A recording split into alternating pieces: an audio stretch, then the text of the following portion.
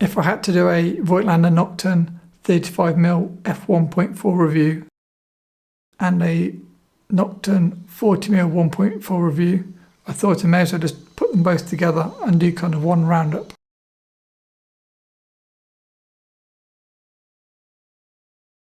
Hello, welcome back to the channel. Today is Monday and day one of my 7 videos in 7 days self-inflicted challenge. The next 7 days I'm going to be reviewing one lens each day and giving you all you need to know on that lens. In today's video I'll be telling you all you need to know about the amazing Voigtlander Nokton Classic 40mm f1.4, and to try and add more value I'm going to compare the Voigtlander Nokton 40mm 1.4 and the Voigtlander 35mm 1.4. I'll include the 35 in this review so you can decide which of the two lenses is best for you. The Voigtlander Nokton 40mm f1.4 is said to be the most popular Leica M-mount Voigtlander lens ever produced in terms of volume of sales, and it was the fastest 40mm lens available for the Leica camera system until the release of the more recent Voigtlander Nokton 40mm f1.2 version. These Voigtlander Nokton lenses are all metal and glass with aperture clicks going from obviously 1.4 to f16. They are Leica mount lenses or Leica M-mount lenses. They'll only focus as close as 0.7 meters, obviously through to infinity. 0.7 meters is the standard close focus distance for many Leica rangefinder lenses. They are very well made and I've had no complaints. Both the Voigtlander Nokton 40mm and Voigtlander Nokton 35mm share the same 43mm filter thread.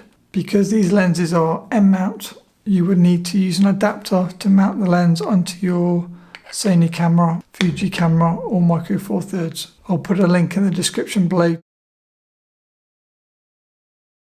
Lens price. If you're like me, the cost of a lens is a determining factor as to whether or not you buy the lens. I've done my research as I've done in previous videos, and the cost new for a Voigtlander Nokton 40mm is around £486 in the UK, and used they're about £400. The lens holds its value pretty well. If you put that into context against the now very popular 40mm f1.2 version, if you attempt to buy the 1.2, the 1.2 lens new costs £755 and used around £700.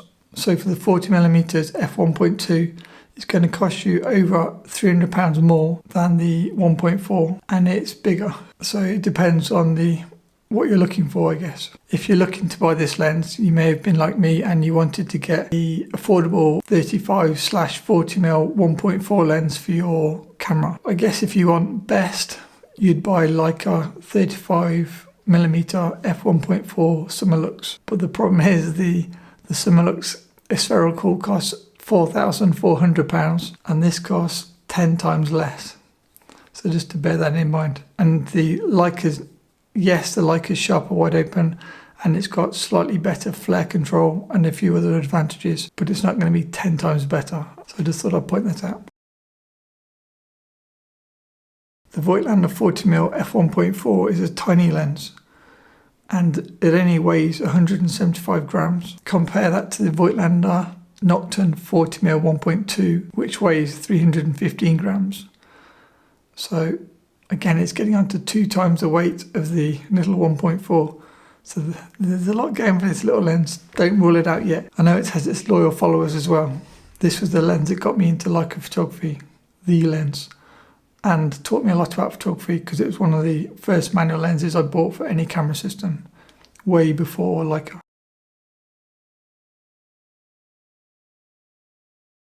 Voigtlander Nokton 40mm lens character could be described, I guess, as heavy vignetting, wide open,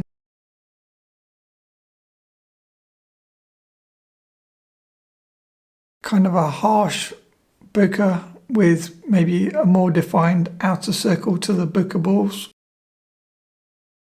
Softer on the corners and with a slight distortion, and probably more saturated colours than maybe some of my Leica lenses.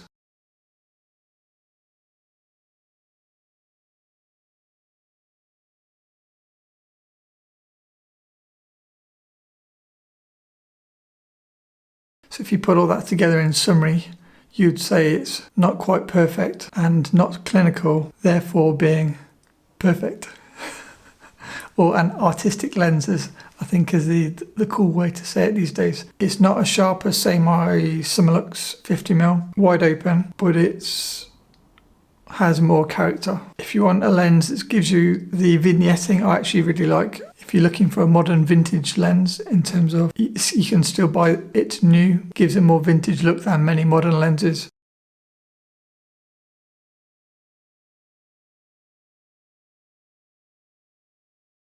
Both the Nokton 40mm and the Nokton 35mm share similar characteristics, so there's no point doing two separate reviews. Why would you buy one lens over the other? Why would you buy the 40mm lens or the 35mm lens? If you're a cheapskate like me and you're looking for the best value for money, I would highly recommend the 40mm because it's around £100 cheaper than the 35mm. Why is the 35mm more expensive when it seems to perform pretty much identical optically from my own kind of photos? I don't really notice the difference. I think the reason the 35 is more expensive is because 35mm is a much more popular focal length. A good example of this is Leica M cameras such as this Leica M6 has 35mm frame lines, meaning you can compose accurately in your viewfinder when taking the picture. Leica M cameras don't have 40mm frame lines, so you have to kind of guesstimate if you use a 40mm lens. Someone asked me, how do I use a 40mm lens on my Leica M3?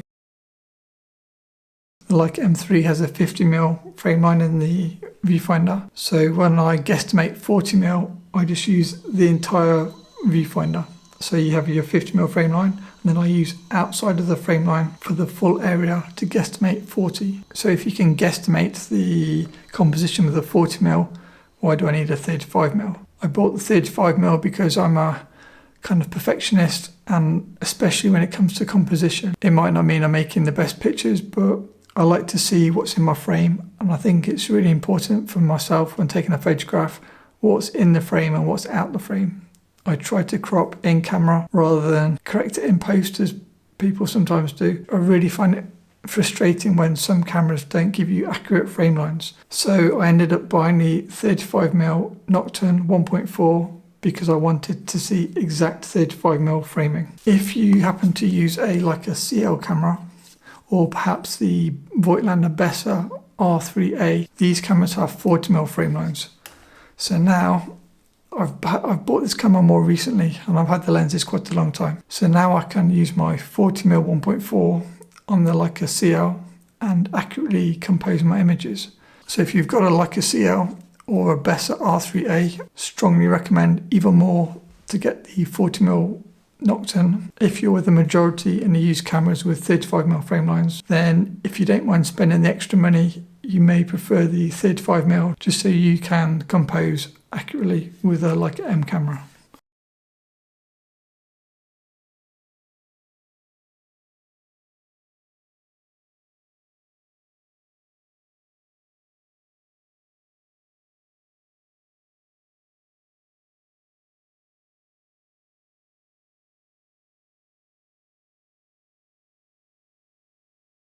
There's Voigtlander offering a 40mm and a 35mm for the f1.4 aperture. They also offer two versions of each of these lenses, just to make it even more confusing. It's the same for both lenses. I don't know if you can see that.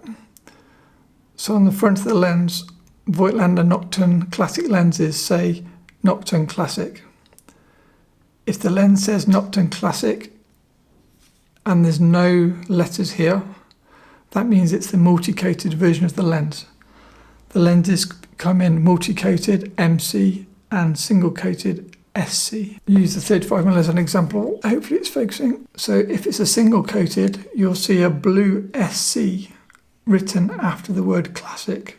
Why is it important? If you're on eBay and you see one that says MC and one that says SC, and one's a little bit cheaper than the other, what's the difference between Voigtlander Nokton single coated and Voigtlander Nokton multi-coated? I bought multi-coated versions of both lenses for the reason that they are more flare resistant because of the multiple coatings, meaning a higher contrast final image. Now, they normally recommend single coated for kind of a more muted colours and great for black and white photos, but I'm a predominantly black and white shooter and I like my images contrasty, so I bought multi-coated versions of both. If you want more muted colours and you like even more vintagey looking pictures, less apparent sharpness because of lower contrast, multi-coated lenses are higher contrast, meaning colours will look more saturated than with some other lenses. So if you like saturated colourful colours, buy multi-coated. If you want a more flat looking image, buy single coated. Thanks for watching and see you tomorrow.